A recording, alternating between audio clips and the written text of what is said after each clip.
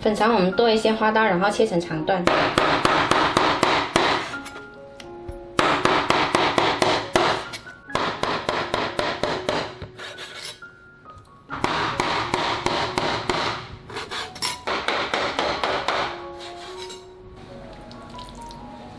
我们再来烧开一锅水，加入少许料酒，再次滚开了就把火关掉，粉肠倒进来，超烫到定型。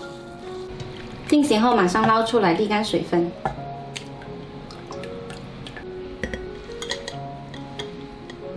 沥干水了倒到盆里，先来腌个底味，加入一点盐，1勺淀粉，少许花生油，然后抓均匀。抓均匀后腌制10分钟。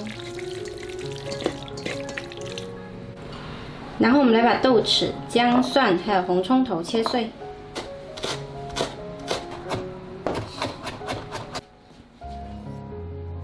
青红椒切小粒，再来起锅热油，把配菜放进来炒香。炒香了就可以关火，加入少许白糖，一点点胡椒粉，1勺生抽，1勺蚝油。一点点老抽上色，搅拌均匀。放凉之后倒到粉肠里面，加入切碎的青红椒，轻轻的搅拌均匀。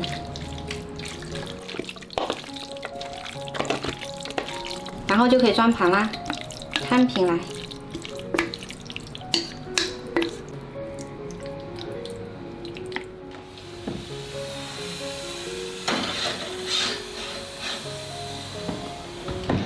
水开了，上锅蒸3到5分钟。好了，时间到，可以拿出来喽。